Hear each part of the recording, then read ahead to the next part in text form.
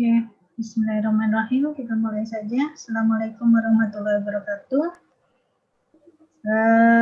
Pada pertemuan sebelumnya, kita sudah membahas mengenai bias, naive bias. Kemarin pada saat workshop Natural Language Processing dengan NLTK, kalian juga dikenalkan salah satu penggunaan dari naive bias itu digunakan untuk memprediksi atau mengklasifikasikan sentimen berdasarkan aspek misalkan tempat ini mana yang dikategorikan aspek positif, aspek negatif maupun netral. Itu salah satu aplikasi dari penggunaan naive bias. Kemudian kemarin saya juga sempat melihat beberapa jurnal yang kalian review di awal-awal. Itu ada misalkan untuk mengklasifikasikan penyakit mata, itu menggunakan algoritma naive bias. Itu juga contoh-contoh dari aplikasi penggunaan algoritma naive bias.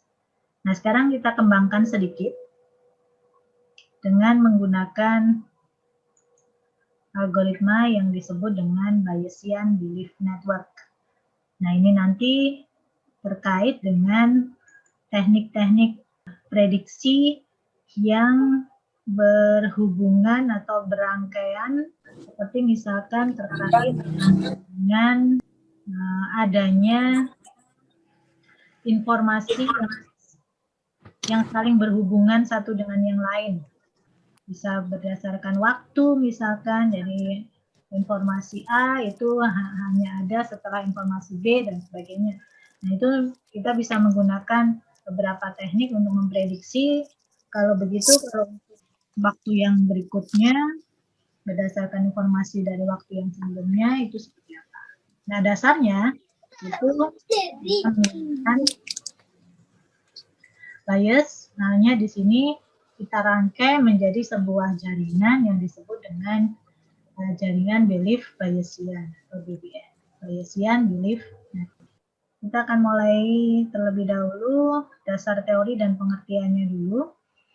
Jadi yang mendasari dari Bayesian Belief Network itu adalah teori yang berkaitan dengan independensi bersyarat. Dua buah kejadian, jadi kalau ada dua buah kejadian A dan B, itu dikatakan independen.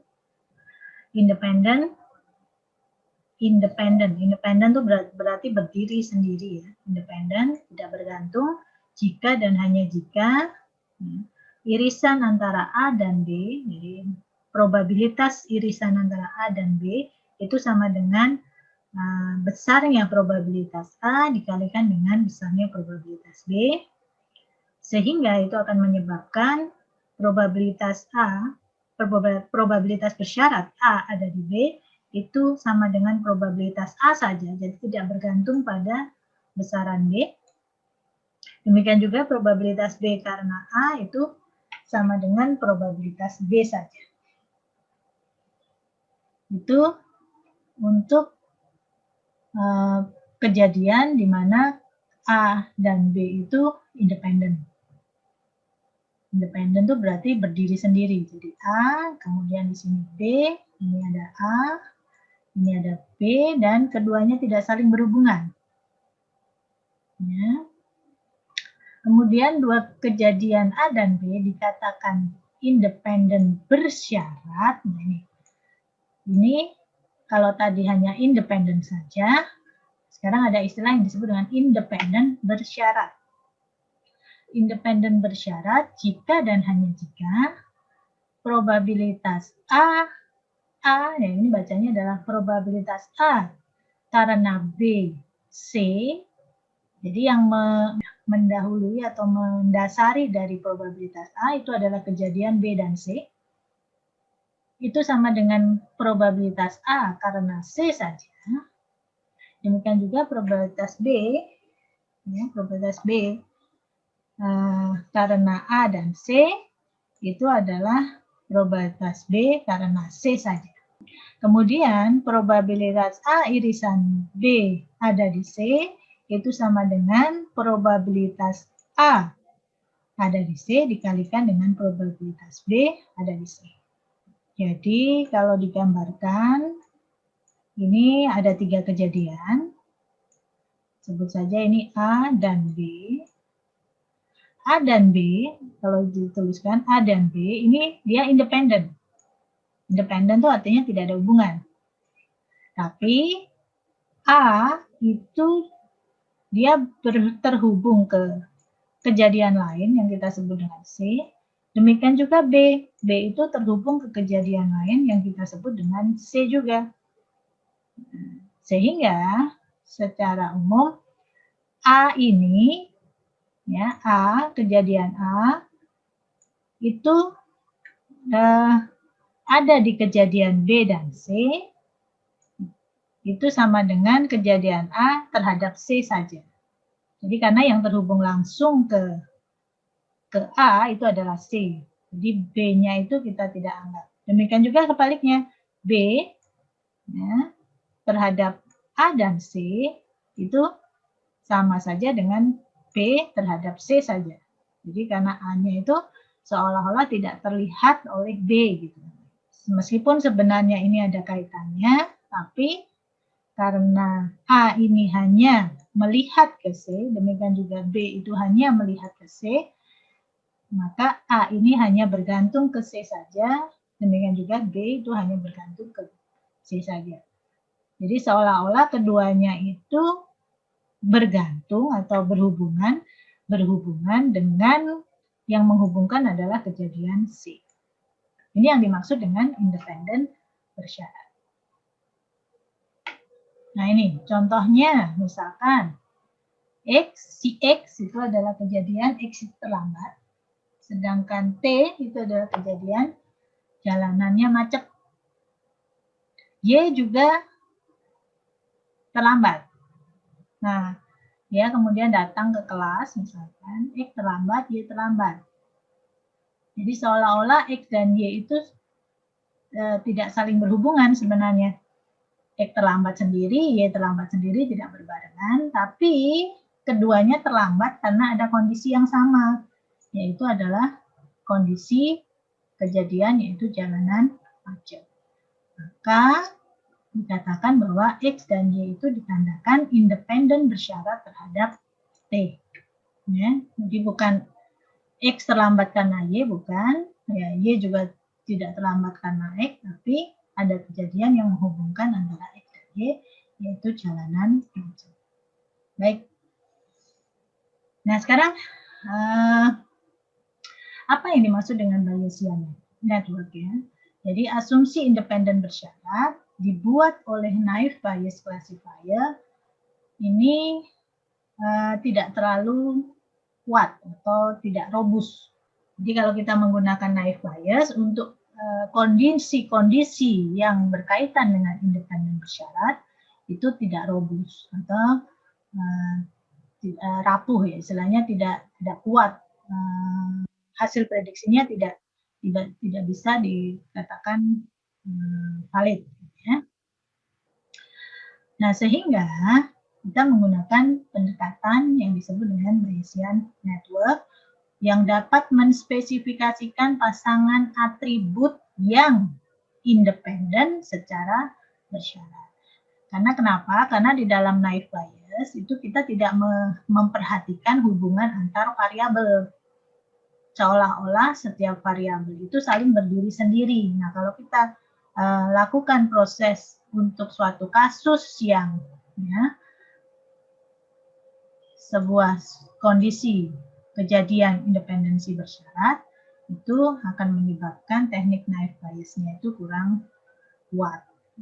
Nah, bagaimana merepresentasikan model dari BBN? Nah, BBN itu direpresentasikan dalam bentuk directed cyclic graph yang mengkodekan hubungan ketergantungan antara himpunan-himpunan variabel. Jadi kalau saya mengatakan variabel, Kalian pasti sudah ingat yang dimaksud dengan variabel pada data itu seperti apa. Contohnya pada soal yang kemarin itu mengenai cuaca ya. Itu variabelnya apa saja, misalkan cuaca, kemudian kecepatan angin, itu namanya variabel. Nah, ini dinyatakan dalam bentuk graf ya. Directed itu berarti graf berarah. Ya. Kemudian terdapat sebuah tabel. Nah, tabel yang disebut dengan tabel peluang yang berhubungan ke tiap simpul dari simpul dalam graf tersebut. Kalian pasti masih sudah tahu yang dimaksud dengan graf ya. Dari beberapa mata kuliah juga sudah menyinggung apa yang dimaksud dengan graf. Graf itu adalah sebuah representasi yang digambarkan dengan simpul, ya, ini namanya node atau simpul.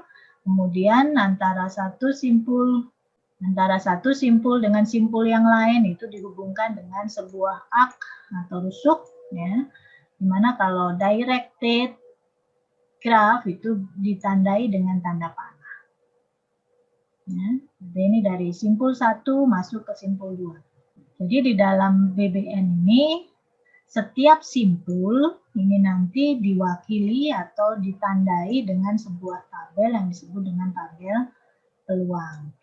Bagaimana bentuk representasi dari grafnya? Setiap simpul pada grafik itu merepresentasikan sebuah variabel. Ya.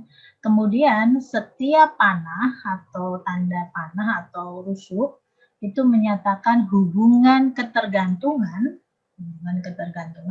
antara pasangan-pasangan variabel. Ya, jika arah panah dari X ke Y, maka jadi kalau saya punya graf seperti ini adalah X, ini adalah Y. Nah, ini. Jika arah panah dari X ke Y, maka X itu dikatakan sebagai orang tua dari Y. Jadi X-nya ini adalah orang tua dari Y, dan Y adalah anak dari X. Selanjutnya, jika terdapat jalur dari X ke Z, misalkan di sini ada simpul lagi yang kita sebut Z, nah, maka X itu adalah ancestor. Ancestor itu buyut ya kalau dinyatakan dalam hubungan kekerabatan. Ancestor itu nenek moyang lah, namanya nenek moyang. Moyangnya buyut atau ya nanti kalau levelnya 3 nenek misalkan atau kakek, kemudian kalau levelnya lebih dalam lagi ya itu bisa sampai ke canggah ya, dan seterusnya. Atau dengan kata lain itu merepresentasikan turunan yang paling atas gitu ya. Sedangkan Z-nya itu adalah descendant dari X. Descendant itu berarti ya keturunannya. Nah, kalau 3 level ya cucu-cucunya, kalau 2 level anaknya, dan sebagainya. Ini cara penulisan simpul atau representasi model di dalam BBN. Kita perhatikan sekarang contoh di atas ini. Terdapat 3 variabel A, B, C, dan C dengan A, dan A dan B itu adalah variabel independen. Nah, dan masing-masing memiliki pengaruh langsung pada variabel ketiga yaitu C. Jadi A itu memberi pengaruh ke C, B memberi pengaruh ke C juga. Tapi A dan B ini independen. Nah,